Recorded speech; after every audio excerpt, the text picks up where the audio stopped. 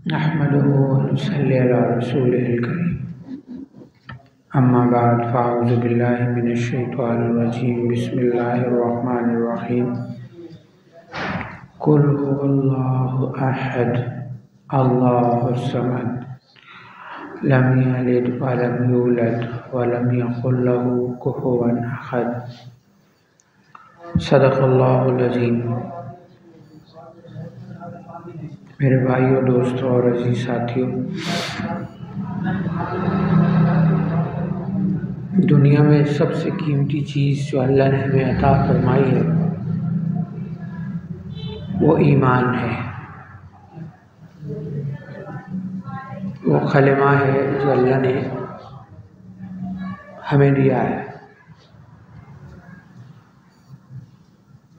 इस गए गुजरे दौर के अंदर जबकि फितने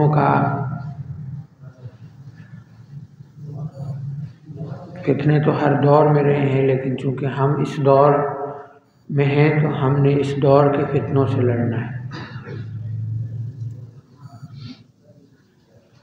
और इस दौर के फितनों से लड़ना क्या है कि अपना ईमान बचाना है। मौत तक अपने ईमान की हिफाजत करनी है। ईमान की हिफाजत क्या है कि इंसान की एक आदत है कि जब वो किसी चीज़ को बार बार करता है तो उसका यकीन उसके ऊपर बढ़ता है। इसकी मिसाल बड़े यूँ देते हैं कि जैसे अल्लाह का कोई हुक्म ज़माने में टूटता है या नबी करीम सल्लल्लाहु अलैहि वसल्लम का कोई हुक्म तरीक़ा ज़माने से ख़त्म होता है तो हमें उससे कोई ख़ास फ़र्क नहीं पड़ता। क्यों नहीं पड़ता? क्योंकि न उस पर हमारी को मेहनत लगी है और न उस पर हमारा को माल खर्च हुआ है। और दुनिया की एक चीज़, एक गाड़ी जो हम लेते हैं और लाखों मन्नतों मुरादों के बाद जो बेटा पैदा होता है या औलाद पैदा होती है, जब हम वही औलाद हमारी उस दुनिया की ख़रीदी हुई चीज़ को नुकसान पहुंचाती है तो हमारा दिल टूटता है और हम उसी बच्चे को या तो मारना शुरू कर देते हैं और या डांटना शुरू कर देते हैं। वजह क्योंकि उस दुनिया की चीज़ पर मेहनत हुई और अल्लाह के दीन पर मेहनत नहीं हुई है। अब तरीक़ाकार क्या है कि जिस जो दुनिया की चीज़ है उसके में अगर नुकसान होता है, लोग कहते हैं फ़र्क पड़ता है। फ़र्क अमलन ज़ाहिर भी होता है। अगर फ़र्क पड़ा तो उसको दोबारा ज़िंदा करने के लिए मैंने अपनी ज़ात के एतबार से कौन सी कोशिश की, और अगर फ़र्क नहीं पड़ा तो मैंने कोई कोशिश नहीं की। दुनिया के मामले में हमारी गाड़ी ख़राब हुई, नुकसान हुआ, कुछ भी मामला हुआ, उसके लिए हम भागने लगे। इसको किस तरीके से हम दुरुस्त करें? कोई बच्चा ही किसी दुनिया के मामले में पढ़ाई छोड़ देता है तो मशवरे शुरू हो जाते हैं कि इस बच्चे को किस तरीके से पढ़ाई पे राग़िब करें, इसको किस तरीके से इस दुनिया के अपने किसी काम कारोबार में लग जाए, मजदूरी करने लग जाए, वो काम सीखने लग जाए। क्यों भाई? क्योंकि कुछ कमाने लग जाए।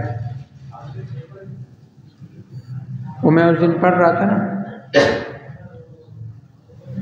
किसी बुज़ुर्ग से किसी औरत ने पूछा कि बच्चों को मैं सुबह नमाज के लिए कैसे उठाऊं? तो फरमाया कि अगर तेरे घर में आग लग जाए तो तू बच्चों को कैसे उठाएगी? तो उसने कहा मैं तो धक्के दे के लाते मार के भी उठाऊंगा, तो मैं आखिरत की आग से बचाने के लिए भी ऐसे ही उठा ले।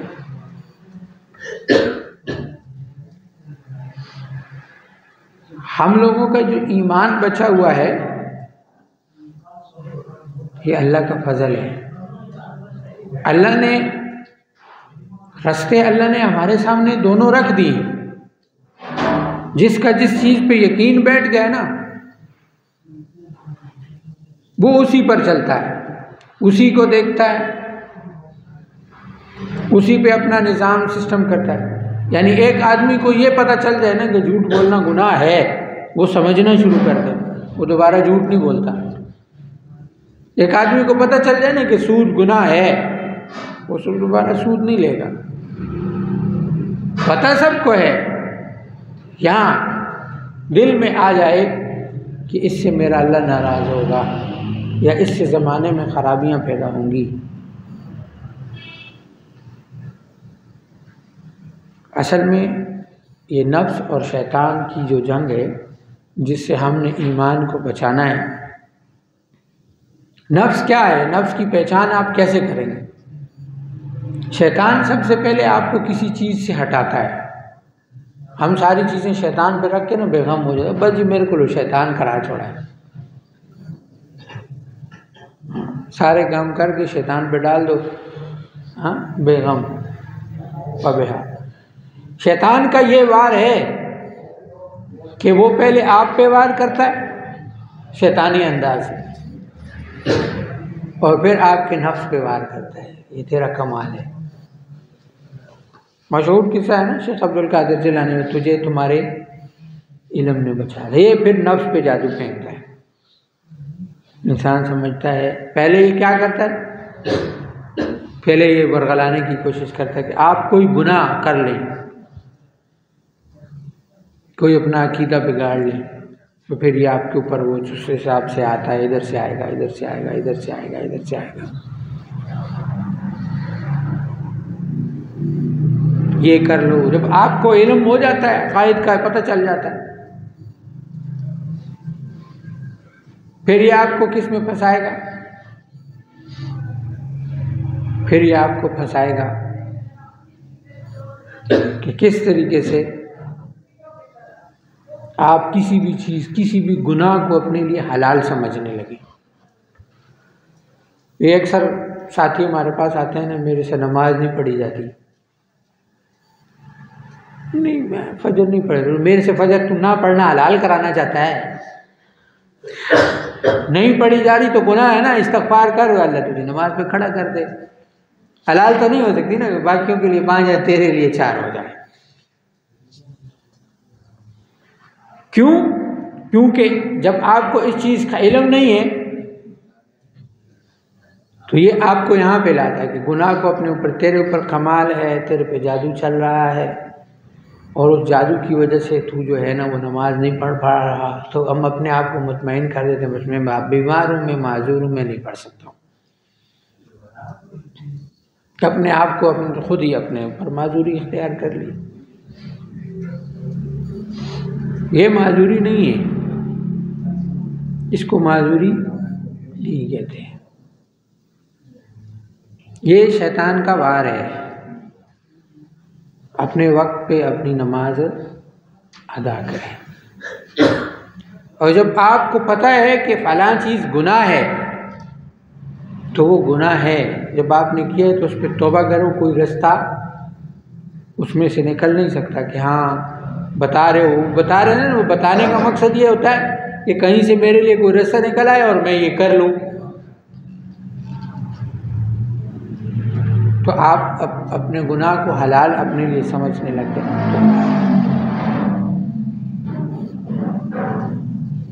ये सारी चीज़ों को चलना दीन के ऊपर, जब फ़राइज़ पढ़ सकते हो फ़राइज़ पढ़ो, जब वाजिब पढ़ सकते हो वाजिब पढ़ो, जब सुन्नत पढ़ सकते हो सुन्नत पढ़ो, जब मुस्ताहब पढ़ सकते हो मुस्ताहब पढ़ो।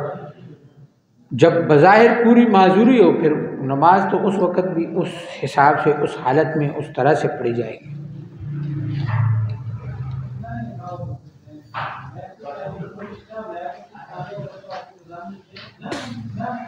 वरना बहुत से लोग आपको मिलेंगे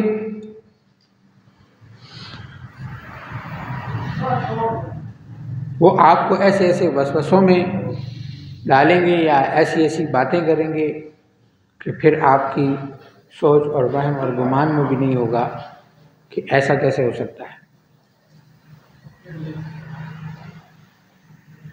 यहाँ चीज़ें आपको सिखाई जाती हैं, क्योंकि सिखाने के दौरान इंसान क्या करता है, गलती करता है ना। कोई आदमी ड्राइविंग सीखता है तो ड्राइविंग सीखने के दौरान वो गलती करता है, गलती माहिर भी कर लेता है, लेकिन जो सीखने वाला है उसकी गलती के चांसेस कम होते हैं या ज़्यादा होते हैं? ज़्यादा होते हैं। तो ये जो पीरी मुरीदी है ये असल में सीखना सिखाना है कि हमने हुजूर का अदब कैसे करना है, हमने कुरान का अदब कैसे करना है, हमने अल्लाह का अदब कैसे करना है। ये अदब का रास्ता है। ये किसका रास्ता है? अदब का रास्ता है, ताज़ीम का रास्ता है।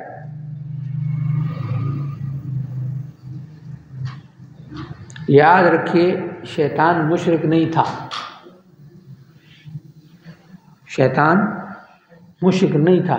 शैतान काफिर हुआ है नबी की ताज़ीम न करने की वजह से। इब्लीस जो है वो काफिर किसकी वजह से नहीं हुआ? उसने हज़रत आदम अलैहिस्सलाम की क्या नहीं की? ताज़ीम नहीं की, अदब नहीं किया। जिसका जो मकाम होता है उसको वो न देना।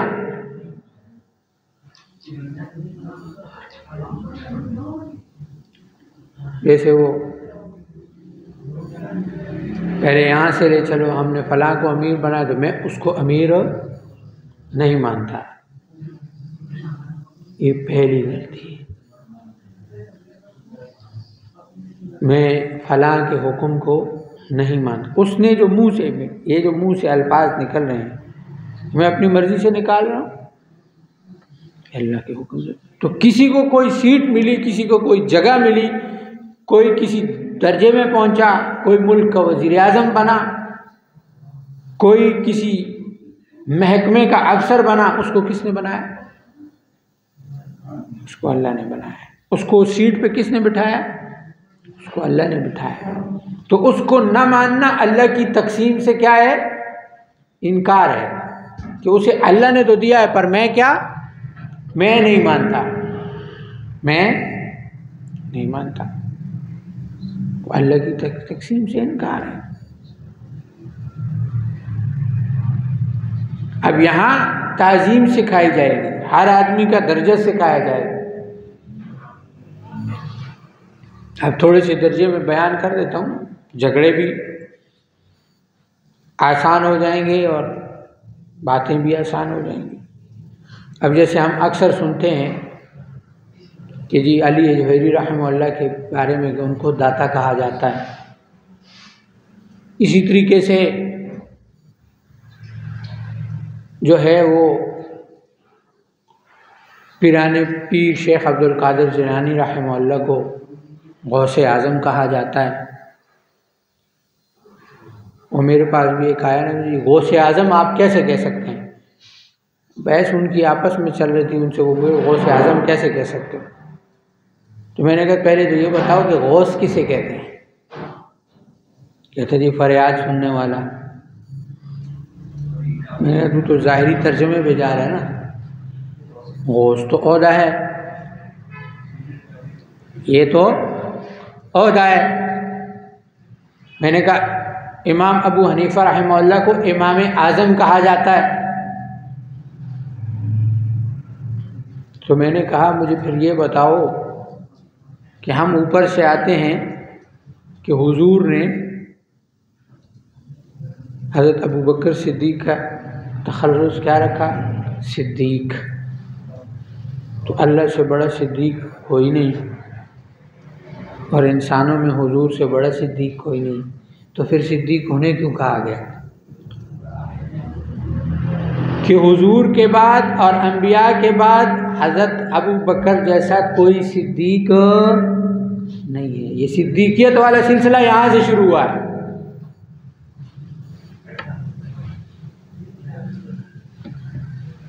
और फारूक आज़म और उस्मान गनी, गनी तो फिर अल्लाह की ज़ात है। तो सवाल ये है कि ये बातनी ओहदे हैं, इससे मुराद किसी को अल्लाह के साथ मिलाया नहीं जाता, बल्कि हाजिर वक्त में ये वली, इसका अपना दर्जा है, ये उस दर्जे में इंसानों के अंदर सबसे ज़्यादा देने वाला है, तो उसको लफ्ज़ दाता से तशबीह दे देगी। तो उसका मतलब ये नहीं है कि वो नाउज़ु बिल्लाह खुदा हो गया। ये जो बातिन के ओहदों पे बैठे होते हैं ना, उनको पता होता है कि कौन किस दर्जे का बुजुर्ग है। और हम लोग बैठ के जनाब वो पोस्टें लगा रहे होते हैं कि जी दाता सिर्फ अल्लाह है और गौस सिर्फ अल्लाह है और इमाम आज़म सिर्फ हुजूर हैं।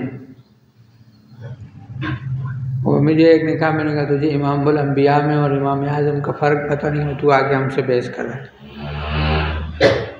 हुजूर का और इमाम अबू हनीफा का क्या मुकाबला है? तू तकाबुल कर रहा है, हम तकाबुल नहीं कर रहे।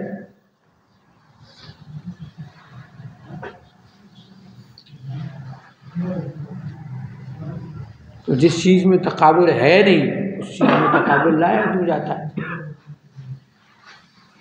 लेकिन चूंकि मालूम नहीं होता तो फिर हम आपस में झगड़ते हैं। ये चीज़ें हम लोगों को आपस में झगड़ाने के लिए जो है ना, आपस में लड़ते रहें एक ही चीज़ों को, और हमें इल्म नहीं होता तो हम उस इल्म ना होने की वजह से फिर बाज़ औक़ात वो ताज़ीम से निकल जाता है ना। किसी बुज़ुर्ग का अगर आप इनकार कर देंगे और बुज़ुर्ग का इनकार करते करते हुजूर का इनकार कर देंगे तो आप कहाँ खड़े? जिस बारे में मालूम नहीं, अगर आप हार गए तो क्या हो जाएगा?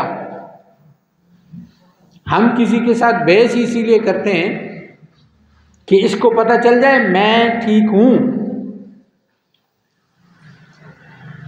आसान सी बात है, बोलो मुझे नहीं पता, मुझे नहीं आता, मैं पूछ के बता दूं।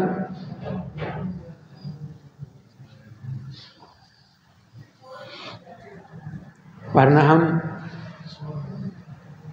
फिर वो एक बुज़ुर्ग का वाक़या है ना, वाक़यात से और मिसालों से चीज़ें बड़ी आसानी से समझ में आती हैं।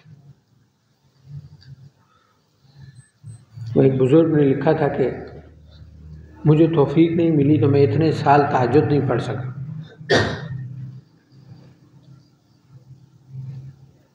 वो एक पढ़ने वाला था,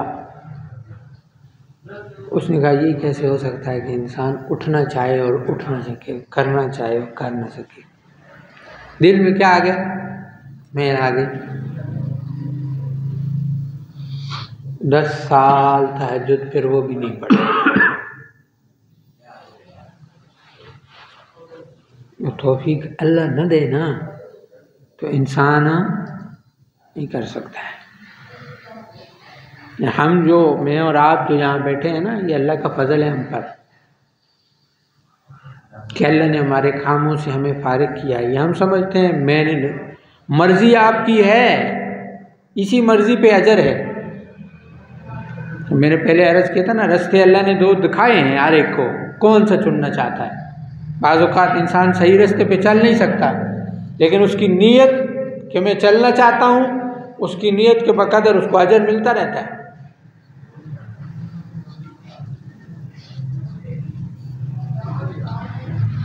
उसकी नीयत के बक़दर उसको अजर, हालांकि वो उस दर्जे का काम नहीं कर सकता। वो एक वाक़या अक्सर मैं अर्ज़ करता रहता हूँ ना कि वो एक बुज़ुर्ग थे, उनके घर के सामने एक लोहार रहता था।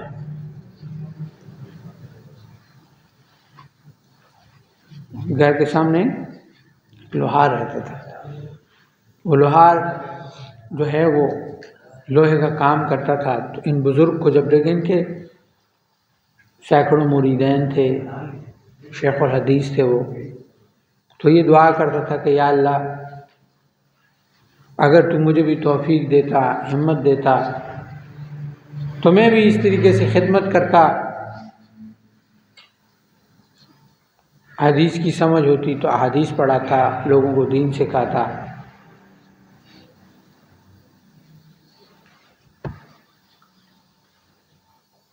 और साथ में जो है, जब अजान का वक्त होता तो वो सारे काम छोड़ देता था।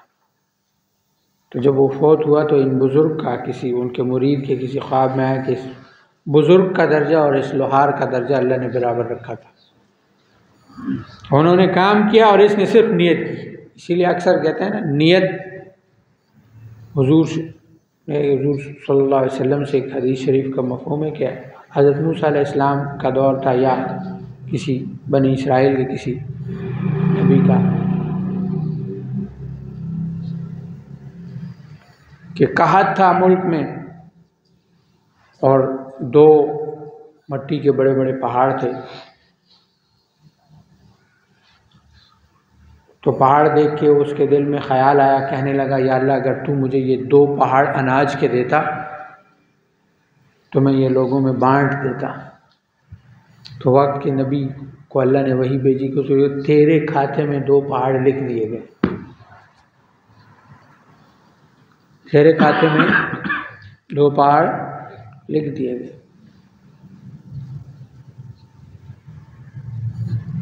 तो इसीलिए काम कर सकते हो नहीं कर सकते हो, नियत तो कर लो कि अल्लाह हमें पूरी दुनिया में दीन फैलाने के लिए ले जाए। वो मौलाना जमील साहब रहमतुल्लाह फरमाया करते थे, नियत भी नहीं करते हो, खड़े भी नहीं होते हो, हाथ भी नहीं उठाते हो, कहीं कबूल ही ना हो जाए। कबूल हो गए तो जाना पड़ेगा, और मैं अपने बच्चों को छोड़ के कैसे जाऊँगा, और मैं पैसे कहाँ से लगाऊंगा, और मैं ये कहाँ से करूँगा। भाई ये तो हमारा मसला ही नहीं है, किसने कहा है जाओ। नियत करो अल्लाह मेरे से दीन का काम ले ले। जहाँ बैठे हो अल्लाह जहाँ से किसी से यहाँ बैठ के ले रहा है और किसी से दुनिया में ले रहा है। नियत इरादे हमने भी किए थे कि अल्लाह हर साल 4 महीने लगाएंगे, आज अल्लाह यहाँ बैठ के काम ले रहा है। तो अल्लाह की मर्ज़ी है, जहाँ दीन का काम जिस तरह से ले ले। सारे दीन के शोबे हैं, दूसरों को मानना सीखना है। हमें ये सिखाया जाता है बस अगर मैं देवबंदी हूँ तो बस देवबंदी ठीक है, बाकी सारे ख़त्म खल्लास। और मैं बरेलवी हूँ तो बाकी बरेलवी ठीक है और बाकी सारे खल्लास। और मैं शिया हूँ तो भाई थोड़ा सा अपने जहन को वसअत दें, एक दूसरे के साथ बैठें, कौन सी चीज़ कौन सी जगह पे गलत है, गलतियाँ क्या हैं वो दुरुस्त कर दें, सारे मसले हल हो जाएंगे। तुम ये क्यों सोचते हो, मैं ये क्यों सोचता हूँ, हम ये क्यों करते हैं, तुम ये क्यों करते हो, बात ख़त्म हो जाएगी। कौन सी चीज़ कुरान और शरीयत के बराबर है, बस बात ख़त्म हो गई ना। हमारे लिए सबसे उसूल है ना, सबसे पहले कुरान। हज़रत फरमाते ना अब हदीस भी शिया और सुन्नी हो गई। शिया वाले शिया के अलावा कोई नहीं लेते, सुन्नी वाले सुन्नी के अलावा कोई नहीं लेते।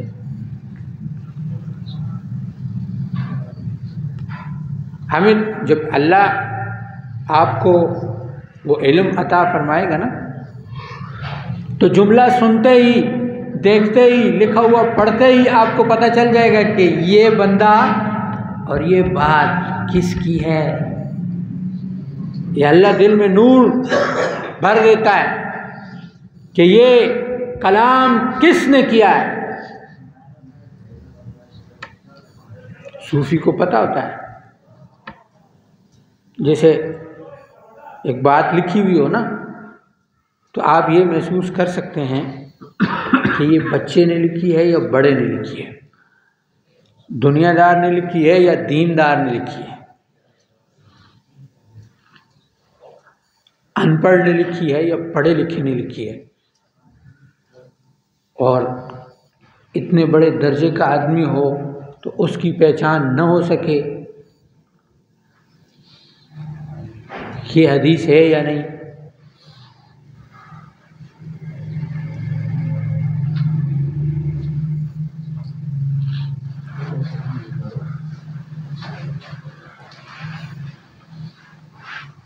तो ये अल्लाह खोल देता है, अल्लाह खोल देता है। लेकिन बात यह है कि दिल के अंदर वो नूर पैदा तो हो। वो नूर किससे पैदा होगा? वो नूर जिक्र के साथ पैदा होगा, चलने के साथ पैदा होगा। आप दिल में नियत और इरादा कर लें, मैंने करना है, मैंने चलना है, अल्लाह आपसे कहाँ पे बैठ के किस वक़्त क्या काम ले लेगा आपको पता भी नहीं होगा। हाँ, क्योंकि काम तो अल्लाह काफिर से भी ले रहा है और फासिक और फाजिर से भी ले रहा है, उसको पता नहीं है।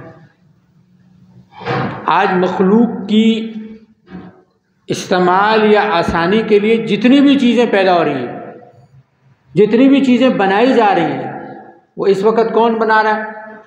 गैर मुस्लिम नहीं बना रहे। आपका पंखा, आपका मोबाइल, आपका ये स्पीकर, जितनी भी चीज़ें मेरे और आपके नफ़े के लिए, लेकिन बनाई किसने? लेकिन उसका फ़ायदा क्या होगा? उसको इसका क्या फ़ायदा होगा? उसको यही फ़ायदा हो सकता है, वो चीज़ ज़माने में आम हो जाती है, दुनिया उसकी। वो एक ने मेरे से सवाल किया ना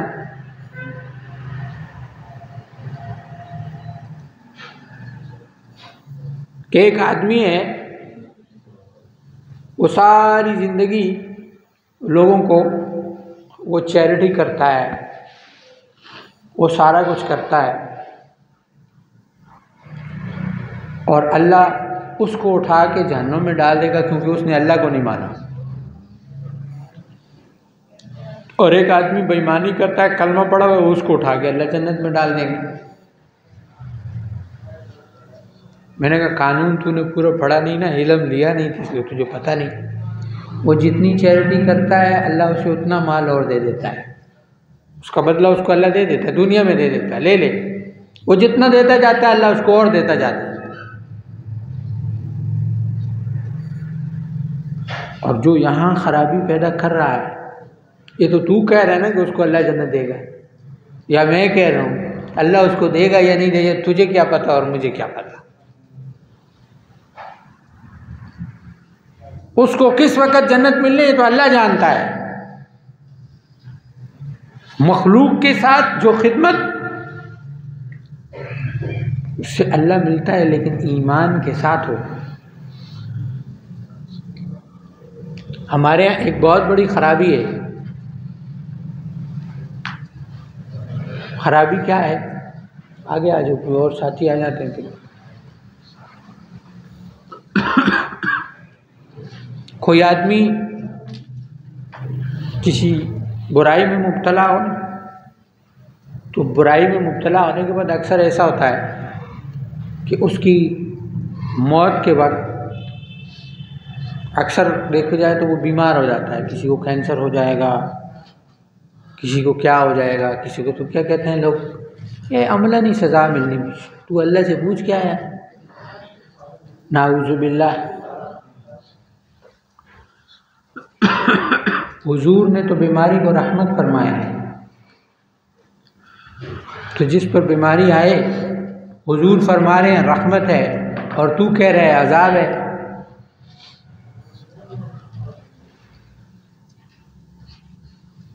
ये खुद से जो हम फैसले करते हैं ना, ये ख़तरनाक है।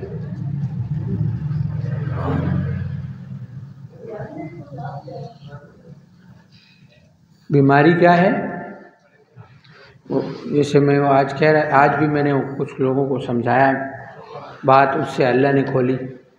बारिश नहीं हो रही तो कहते हैं रहमत नहीं हो रही, बीमारियां आ रही। क्या है? बीमारी आ रही है, रहमत नहीं आ रही। तो बीमारी क्या है? यह भी तो रहमत है ना। तो रहमत तो आ रही है, अल्लाह की रहमत से मायूस नहीं होना है। अल्लाह की रहमत तो आ रही है, हमें समझ में नहीं आ रही है।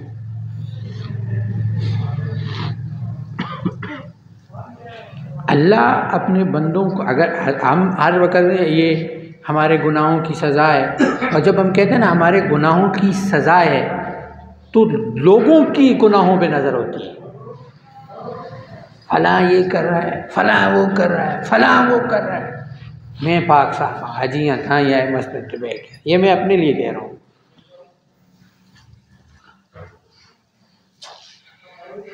ये हम लोगों के ना, मेरे समेत, जो अल्लाह ने गुनाहों पे पर्दे डाले हुए हैं ना, तो हम एक दूसरे की शक्लें भी देखते हैं। अगर अल्लाह हमारे ऐब एक दूसरे पे खोल देना, या जब हम एक दूसरे के बारे में सोचते क्या हैं, तो फिर सारे से पहले तो मेरे से आप लोग भाग जाओ। ये अल्लाह हमारे ऐबों पर पर्दा रखे।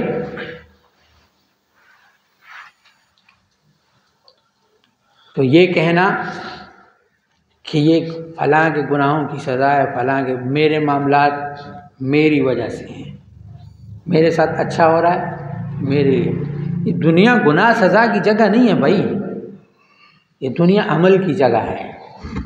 दुनिया किसकी जगह है? अमल की जगह है। वरना मैं अक्सर एक बात कर देता हूँ कि आप जो कहते हो जी फ़िरौन गर्क हो गया, तो दरिया में तो कई लोग डूब के मरते हैं। फ़िरौन को असल सज़ा जो मिलेगी वो आखिरत में है। सज़ा कहाँ मिलेगी? आखिरत में मिलेगी। अल्लाह ने जितनी चीज़ें उन लोगों के लिए फरमाई हैं वो अल्लाह उनसे आखिरत में, या अब उनका हिसाब किताब कब्र में, या उनके वो जो रूहें मौजूद होंगी आलम बरज़ख में, वहाँ पे होगा। दुनिया में तो अल्लाह ने आपको दिखाया कि ये अमल करके गया, अब ये जब इसकी आंख बंद होगी तो मैं पूछूंगा।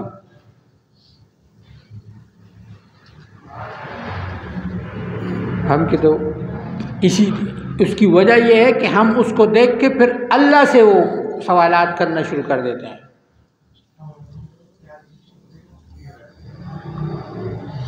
क्योंकि समझ तो होती नहीं और मस्बत हमने सोचना नहीं। वो जैसे हजरत एक कानून फरमाता है ना, प्लस माइनस का कानून है। अल्लाह ने दुनिया में अच्छी और बुरी दोनों चीज़ें आपके लिए रास्ते दोनों दुनिया में डाल दिए। ये लो, ये रास्ता है, ये अच्छा है, ये बुरा है। अच्छा आ गया प्लस, और गलत क्या आ गया? माइनस। अब अंबिया जो होते हैं ना, ये प्लस होते हैं। अंबिया क्या होते हैं? ये माइनस नहीं होते।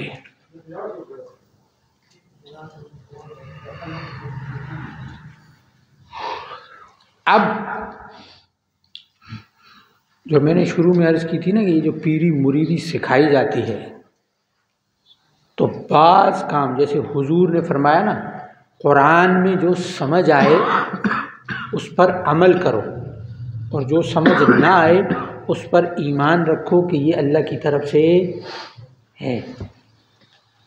अब हुजूर ने कई ऐसे काम किए जो हमारी समझ में नहीं आते, तो इसका मतलब ये है कि हमारी समझ छोटी है, हमारा दिमाग छोटा है। हर चीज़ इसमें आ जाए ये ज़रूरी नहीं है।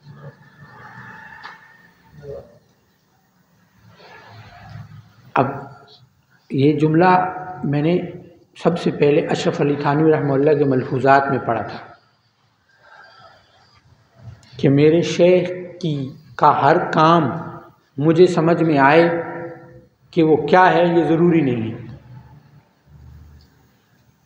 तो मान लिया था, फिर हज़रत ने इस पर कई दफ़ा बात की, मान लिया था, लेकिन एक खलिश सी दिमाग में। फिर अल्लाह ने तजर्बे करवाए कि हज़रत ने कई दफ़ा कोई ऐसे काम किए जो हमें लगता था कि शरीयत के ख़िलाफ़ हैं, लेकिन जब उसके पीछे उसकी हिकमत समझ में आती थी तो बंदा कहता तो या अच्छा ये काम इसने किया। यानी एक मिसाल मैं आपको जो हदीस में मौजूद है बाकायदा तौर पे अक्सर बयान भी करता हूँ। तो एक साहबी थे ना, उन्होंने किला लगा दिया था मस्जिद के सामने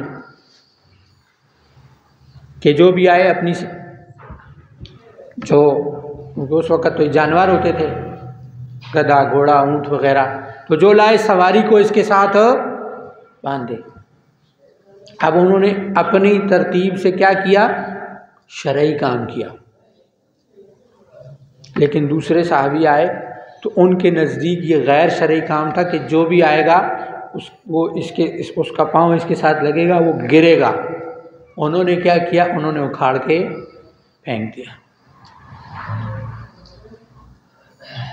लेकिन जो पहले की नीयत जानते थे कि उन्होंने इसलिए लगाया कि सवारी के लिए है, तो वो अगर देखेंगे कि यार इसने उतार के फेंक दिया तो वो ये समझेंगे इन्होंने गैर शरई काम किया।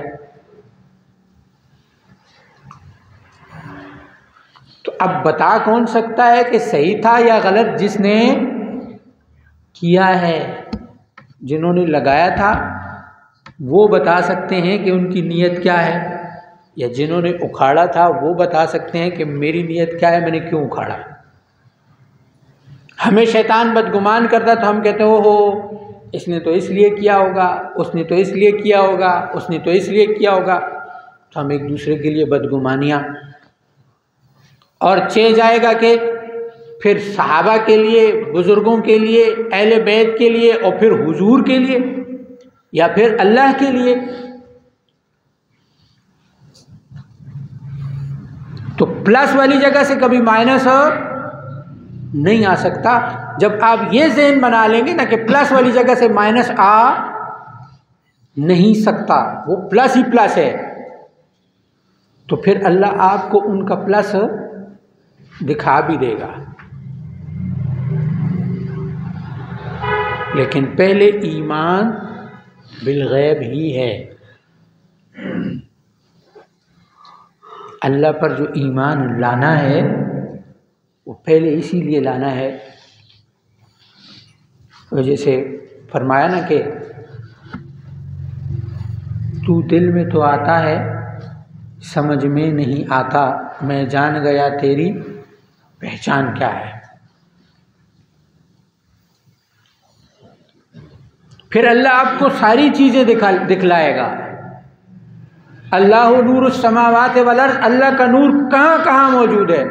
अल्लाह की मार्फत ये नहीं है कि अल्लाह आपको अपनी ज़ात दिखलाएगा,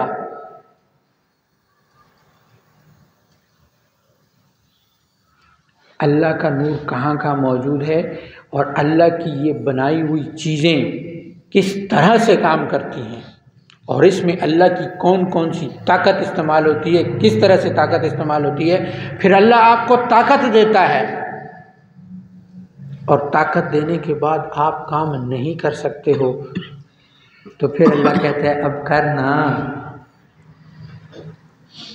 फिर बंदा कहता है ला इलाहा इल्लल्लाह, कि अल्लाह के बगैर कर कोई नहीं सकता।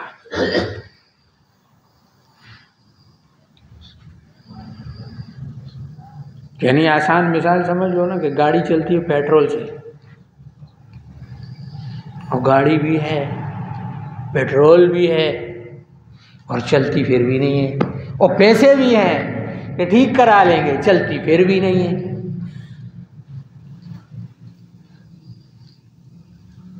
चलानी भी आती है, ठीक करनी भी आती है, सब कुछ है, लेकिन नहीं चलती तो कहते हैं समझ नहीं आ रही जी, चलती नहीं। अल्लाह चलाना नहीं चाहता। मैं एक छोटी सी मिसाल देता हूँ, एक इंसान की पैदाइश की और एक गाड़ी की।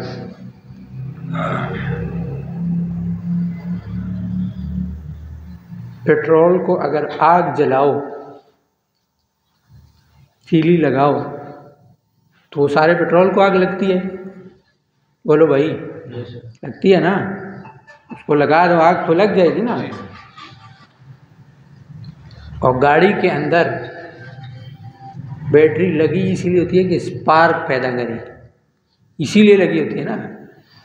आप उसको कर तो स्पार्क ना हो तो गाड़ी चलती नहीं। तो साइंस यहीं पे फेल हो गई ना आपकी, कि पेट्रोल तो जलने के लिए है, कि आग अगर उसकी चिंगारी उसके करीब लेके जाओ, तो अकल कहने वाले कहते हैं कि अकल में बात नहीं आती, तो यहाँ उसकी अकल घास चरने गई है कि जब चिंगारी पेट्रोल के करीब लाओ तो पेट्रोल को आग लगती है। और यहाँ आपका वो कहता है कारीगर, आपका जो मैकेनिक है, वो कहता है कि इसका वो बैटरी ख़राब हो गई, इसका प्लग ख़राब हो गया, वो स्पार्क नहीं कर रहा।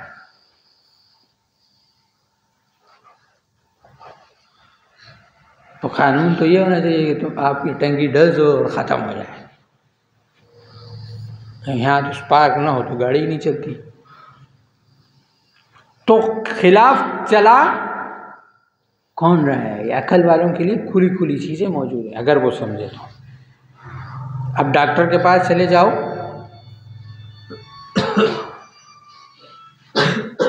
तो माँ के पेट में जब बच्चा होता है तो वो जो एक खोल है ना, खोल, वो झिल्ली, उसके अंदर पानी होता है।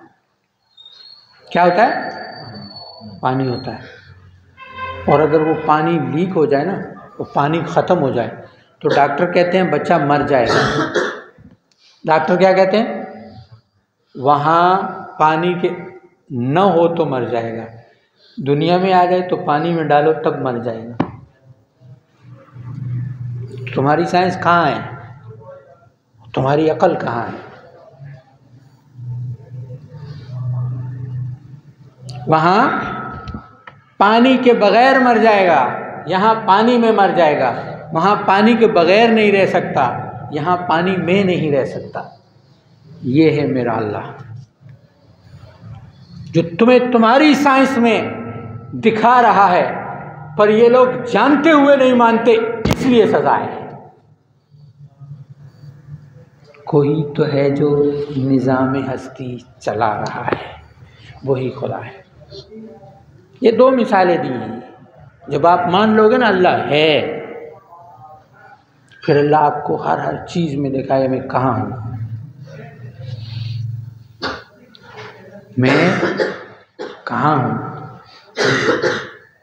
फिर आप किसी भी जगह पर जब बैठेंगे और उसके ऊपर गौर करेंगे, अल्लाह खोलना शुरू कर देगा। ये रिज़्क़ के लिए मैं और आप जो परेशान हो रहे हैं ना, वो एक मेरा शागिर्द इधर ही बैठा हुआ है, तो एकदम मेरे पास आया ना, तो मेरे उस्ताद जी मुझे अल्लाह ने दिखाया है। आजकल वो खुद भी रिज़्क़ के लिए परेशान है। मैं हैरान हूँ कि क्यों है। जब उसको अल्लाह ने दिखाया है कि कैसे अल्लाह ने ड्यूटियाँ मुकर्रर की हैं, जाओ फलां को देख के आओ, जाओ फलां को देख के आओ, जाओ फलां, ये ज़रूर है, वक्त लगता है। अब हर बार तो अल्लाह थोड़ी दिखाएगा तुम्हें, वरना तो सारे ही पक्के मेरे समेत मोमिन हो जाएंगे ना। मुश्किल तो तुम्हारी मुश्किल तो अल्लाह तुम्हें दिखाएगा ना।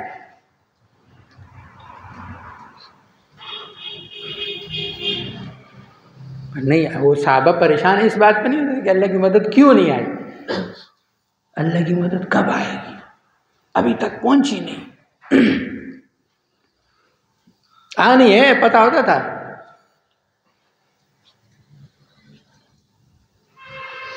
वैसे तो मुजाहिदे हम अल्लाह माफ़ फरमाए सोच ही सकते हैं, सोचना भी मुश्किल हो जाता है। बाज़ औक़ात ऐसी ऐसी दास्तानें और ऐसे ऐसे वाक़यात सामने आते हैं कि इंसान परेशान हो जाता है कि ये क्या।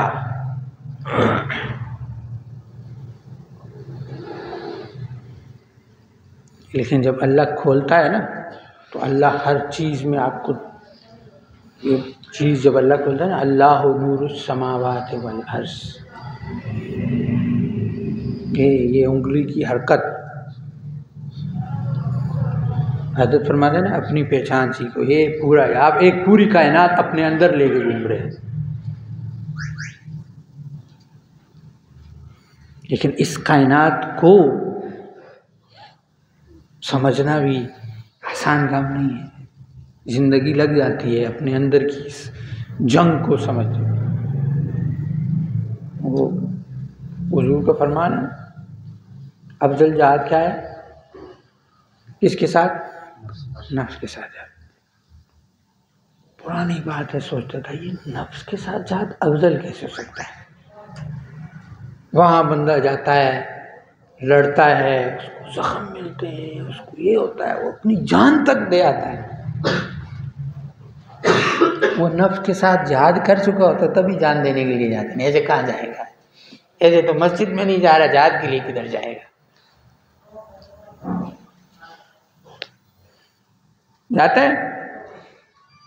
हम मस्जिद नहीं जाते, और छोड़ यार आज सर्दी में तो पानी बड़ा ठंडा है, इधर ही वुज़ू कर, इधर ही पढ़ ले, आज धुंध बहुत ज़्यादा है। क्या करेंगे, खानकाह जाएंगे, ठंड है। तो हम जो खानकाह में नहीं जा रहे और मस्जिद नहीं जा रहे, जहाद में जा सकते हैं। वो फिर हमने जिहाद भी अपने ही वो सिर्फ चीज़ों को समझा हुआ ना, खाली अफ़गानिस्तान में मुजाहिदीन जिहाद लड़ रहे हैं, अपनी फ़ौज को तो हमने नाऊज़ बिल्लाह काफिर समझा हुआ है, ये भी जिहाद कर रहे हैं। हुजूर के फरमान पढ़े ना आप, जो आदमी एक रात मुसलमानों के लिए जागा उनकी हिफाजत के लिए, अल्लाह ने उस पर जहन्नुम की आग हराम फरमाई। अब बताओ,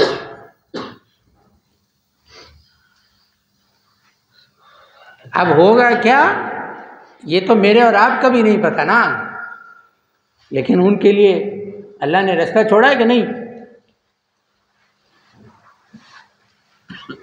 फिर खराबियां किस में नहीं, मैं और आप मासूम हैं।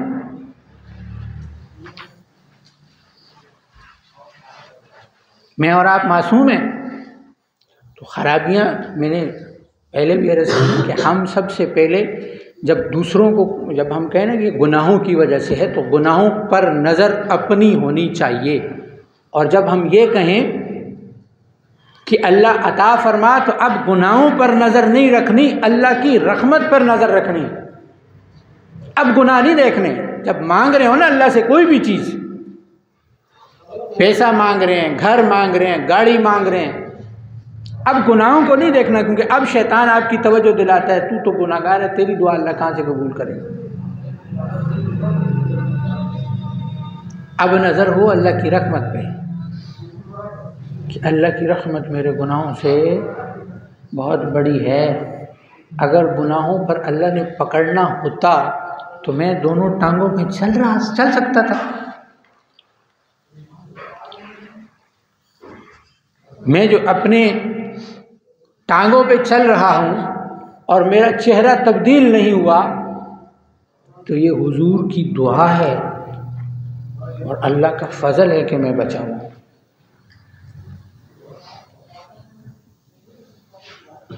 तो जब अल्लाह ने मुझे बचाया हुआ है, यहाँ भी बचाया वहाँ भी बचाएगा इंशाअल्लाह।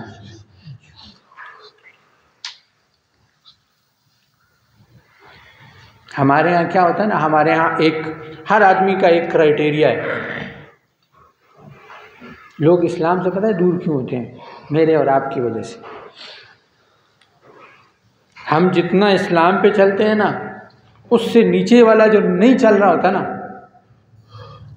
तो हम उसको तहकीर की नमाज उससे, ये तो नमाजें भी नहीं पढ़ता, ये तो झूठ भी बोलता है, ये तो फलां भी करता है, तो हम अल्लाह की नज़रों से गिर गए हैं। अल्लाह की नज़रों से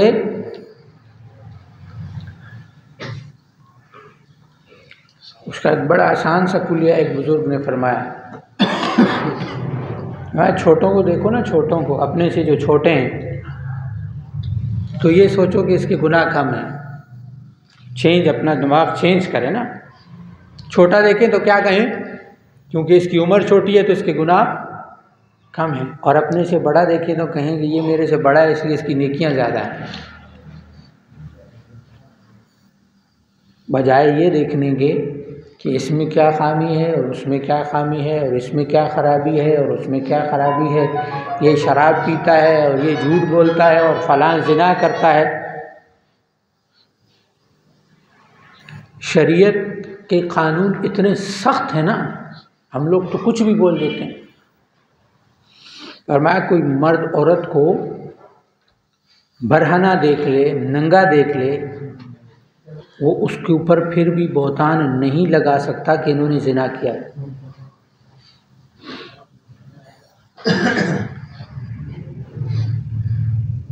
एक आदमी शराब के अड्डे में मौजूद है, थोड़ी उसने शराब पी होगी। उसने हाथ में शराब पकड़ी हुई भी हो तो ज़रूरी थोड़ी है कि उसने शराब पी भी होगी।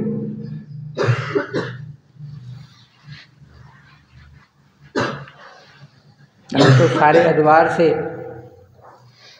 निकल के आए ना। पुराने दौर में एक फिल्म देखी थी ना, उस फिल्म में वो एक लड़की होती है, उसने हाथ में इस तरह से शराब पकड़ी होती है और इस हाथ में सिगरेट लगाया होता है। जो भी पास से कहते देखो लड़की जो है, अब सिगरेट जल रहा है और शराब हाथ में, तो कहते देखो लड़की सिगरेट भी पी रही है और शराब भी पी रही है। थोड़ी देर बाद एक शख्स आता है, वो उसके साथ उसके हाथ से सिगरेट भी ले लेता है और वो शराब का गिलास भी ले लेता है। देखने वालों ने क्या कहा,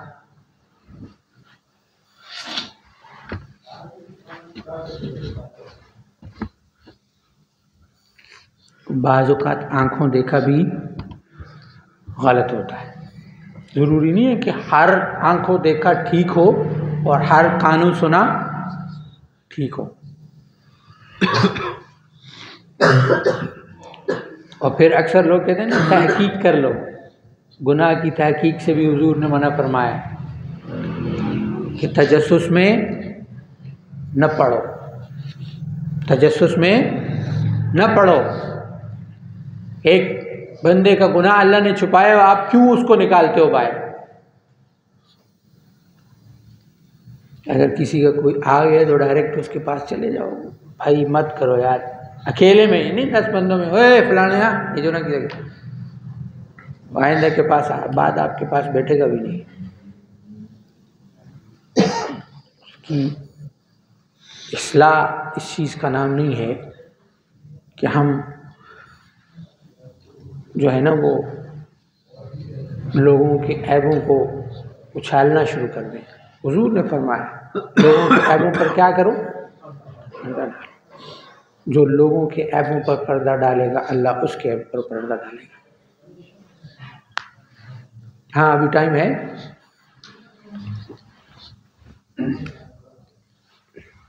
हाँ, जो है वो बकरा तैयार हो रहा है, तो मैंने इसलिए पूछा टाइम है कि पूछ लो। इसी बहाने ज़्यादा बैठ जाएंगे। तो खैर, लोगों के ऐबों पर पर्दा डाल। क्या पता हमारा कोई एक गुनाह ऐसा हो कि हम अल्लाह के यहाँ ज़्यादा गुनाहगार खिलाए जाते। एक गुनाह क्या कि हम अगर इसी तकब्बुर में हैं तो ये सबसे बड़ा गुनाह है कि मैं नेकी का काम कर रहा हूँ। ये क्या है? तकब्बुर है। शैतान ख़राब किससे हुआ? तकब्बुर से ही तो हुआ है।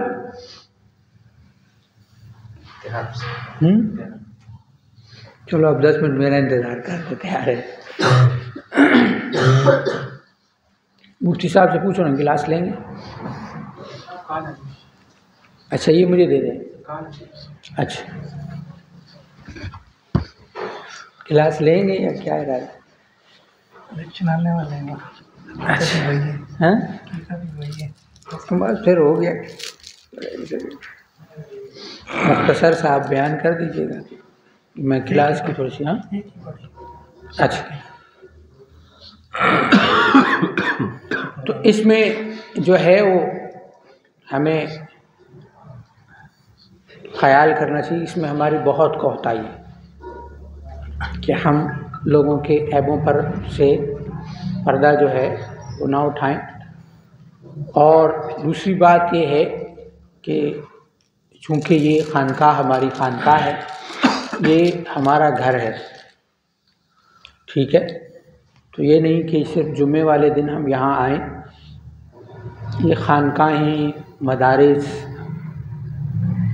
दीनी मराकज़, ये जितनी भी जगह हैं ना, ये किस लिए हैं? ये सोहबत के लिए। ये 8 साल 10 साल जो मदरसे में पढ़ाया जाता है ना, वो पढ़ाना मकसूद नहीं होता, वो सोहबत मकसूद होती है। जितना बड़ों के बुज़ुर्गों के नज़दीक रहेगा, दीन आना शुरू हो जाएगा। 10 साल पढ़ाना मकसूद नहीं, 8 साल पढ़ाना मकसूद नहीं, सोहबत इख्तियार करना मकसूद है। अब वो तालिब इल्म रोज़ बैठते हैं, रोज़ 5 वक्त की नमाज़ पढ़ते हैं, उनकी नमाज़ पक्की हो जाती है, सुन्नतें दिमाग में बैठ जाती हैं, सारा नहीं चलता लेकिन चलना शुरू हो जाते हैं। वो 8-10 साल बिठाना क्या है? सोहबत मकसूद, ताकि ये आ जाएं। खानकाहों का क्या मकसद है कि थोड़ा थोड़ा आते रहेंगे तो किसी की नमाज़ पक्की हो जाएगी, किसी का ज़िक्र पक्का हो जाएगा। करते करते करते करते सोहबत इख्तियार करते करते करते वो क्या होगा? चलना शुरू हो जाएगा। अब ज़रूरी नहीं है कि हमने सिर्फ जुम्मे को आना है, जब भी जिसको थोड़ा वक्त मिले खानकाह, ताकि हमारी खानकाह 24 घंटे खुली रहे। कभी आके यहाँ कुरान पढ़ लिया, कभी आके नफल पढ़ लिए, कभी आके दीनी मसाइल में एक दूसरे से गुफ्तगू कर ली।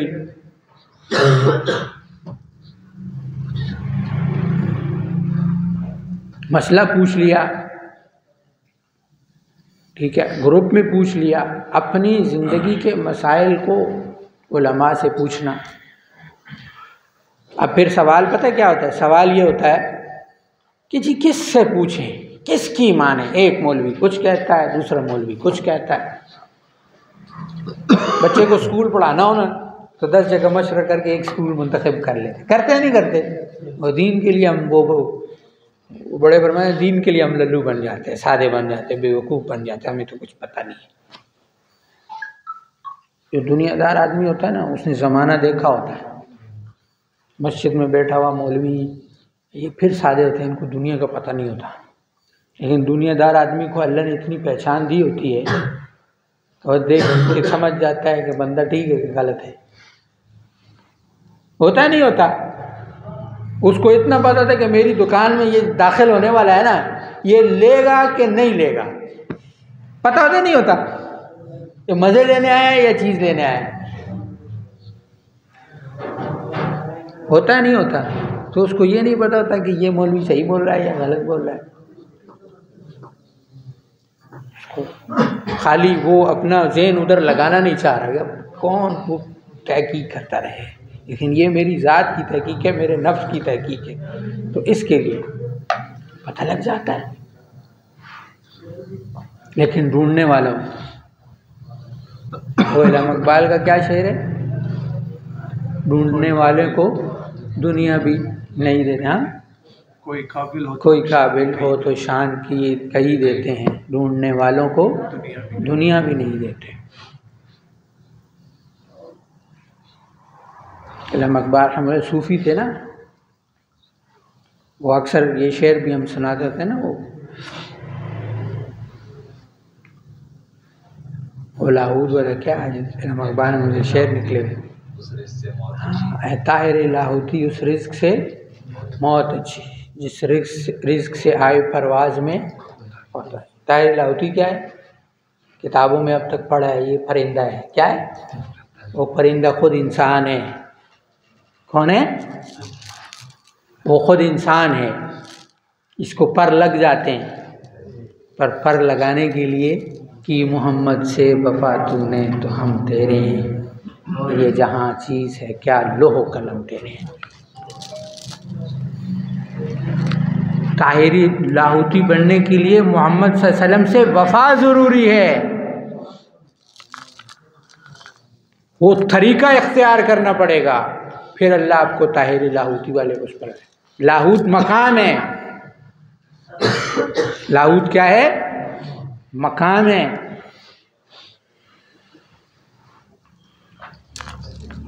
उस मकाम तक अल्लाह आपको पहुंचाएगा। लेकिन बाज़ जगहों पर आंखें बंद करनी पड़ती हैं कि मुझे समझ में नहीं आता। नहीं समझ आ रहा तो छोड़ दो ना। जहाँ ऐब लग रहा है वहाँ पे पर्दा डाल दो कि होगी कोई बात जो मेरी समझ में। अगर आपको ऐब लग रहा है, सारी दुनिया का इल्म थोड़ी। फिर आखिरी बात पे बात ख़त्म कर दूँ ना, इल्म के बारे में अक्सर लोगों को एक मुगालता है, एक गलती दिमाग में मौजूद है। वो क्या कहते हैं, फ़लाँ दीनदार आदमी है, दाढ़ी वाला आदमी है, मौली वाला आदमी है, इसको सज़ा ज़्यादा होगी, इसको सज़ा ज़्यादा होगी क्योंकि ये जानता है, ये मौलाना है, ये मौलवी है। और मुझे क्यों नहीं होगी? क्योंकि मैं मौलवी नहीं हूँ। तो चोर को सबको पता है ना, चोरी गुनाह है, सबको पता है झूठ गुनाह है। तो ऐसा कैसे हो सकता है कि एक ने दाढ़ी रखी हुई है और दूसरे ने नहीं रखी हुई? तो अल्लाह के यहाँ तो हिसाब बराबर है ना, दोनों को पता है झूठ झूठ है, तो इसको सज़ा ज़्यादा और उसको कम क्यों? ये कहाँ का इंसाफ है कि जो फलां तो मौलाना है इसलिए उसको सज़ा। तो आप मौलवी बन जाओ, रोका थोड़ी है। ये कानून आपने बनाया हुआ है, ये कानून आपने बनाया हुआ है कि दाढ़ी वाले या मौलवी को सज़ा होगी। सज़ा अल्लाह हम सब को बचाए, मौलवियों को भी और आम को भी। अल्लाह हिसाब ही न ले, सज़ा तो बड़ी चीज़ है।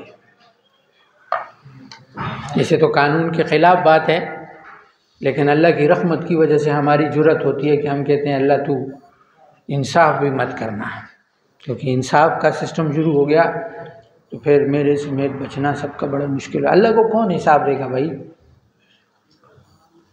कभी बैठ के सोचो, हम एक अल्लाह की मखलूक इंसान को हिसाब नहीं दे सकते। दे सकते हैं, बाकी छोड़ो, अपनी बेगम हमसे संभाली नहीं जाती, वो कहती है वो कह रही होती है एक को संभालो ना फिर दूसरी करना, एक के साथ तो इंसाफ करो ना फिर दूसरी करना। बीवी को हम नहीं हिसाब दे सकते, अल्लाह को हिसाब देना तो बड़ी मुश्किल बात है। अल्लाह हम सबको माफ़ फरमाए। और दूसरी चीज़ ये है कि हज़रत जी जो है वो क्लासें ले रहे हैं, तो जिन साथियों ने फ़ीस जमा करा दी है वो मैसेज कर दें और नाम लिखवा दें, ठीक है? क्योंकि इतवार वाले दिन ऑनलाइन क्लास है। और उसके अलावा जिन्होंने लेनी है क्लास वो अपनी फ़ीस जमा करवाएं, ताकि हमें साथियों का अंदाज़ा हो कि कितने साथी हैं। वैसे तो हमारा इरादा था कि हम अटक में करें, लेकिन अटक में 20-25 साथी हैं और बैच जो है वो 100 का चाहिए। तो फिर ये भी पता होना चाहिए कि कौन साथी पिंडी में जाके क्लास ले सकता है। फिर उस हिसाब से जिन्होंने पिंडी में क्लास लेनी है उनकी पिंडी की तरतीब बनाएं, और जिन्होंने ऑनलाइन क्लास लेनी है उनकी ऑनलाइन क्लास की तरतीब बनाई जाए, क्योंकि फिर परेशानी हो जाएगी, फिर मसले हो जाएंगे। तो फिर बाद में जो है ना वो ये कि मैंने क्लास नहीं ली थी और मैंने लेनी थी, और क्योंकि फिर वो हज़रत वाली बात है, अभी मैं क्लासें लेना चाहता हूँ और तुम पीछे भाग रहे हो। पहले मुझे कहते थे कि खुद सिखा दें, खुद सिखा दें, तो ये मौका है। और दूसरी तरतीब, जैसा कि सब साथियों को पता है, यादहानी के तौर पर कि अरबी, कुरानी अरबी सिखाई जाती है। मुफ्ती साहब क्लास लेते हैं हफ्ते वाले दिन और इतवार वाले दिन, ठीक है? और फिर बात वहीं पे आके रुकती है जो इस सारे बयान में मैंने बार बार अर्ज़ की कि नियत आप कर लिया करें। ये अपने छोड़ दो कि जमहूर की ये वोट हैं और फलां के ये वोट हैं, जो वक्त मुकर्रर है बस वही है। हफ्ते वाले दिन 10 से 11, 11 से 12, हफ्ता इतवार 11 से 12, बस ये वक्त मुकर्रर है। पूरा हफ्ता अल्लाह से दुआ मांगो कि अल्लाह ये वक्त मेरे लिए फारिग कर दे, मैं तेरा कुरान, तेरा दीन सीखना चाहता हूँ। तो अल्लाह फ़रागत तो अल्लाह ने आपको देनी है। फिर ना मिले तो ये 2 दिन इसलिए रखे हैं कि अगर हफ्ता मिस हो जाएगा तो इतवार को आ जाओगे, इतवार मिस हो जाएगा तो हफ्ते को आ जाओगे, तो खानकाह में सोबत तो इख्तियार कर लोगे ना एक दिन की, दूसरी वीडियो में देख लेना। लेकिन बिल्कुल ही नहीं आओगे तो फिर एक हफ्ते नहीं आ सके तो दूसरे हफ्ते वैसे आना मुश्किल हो जाएगा,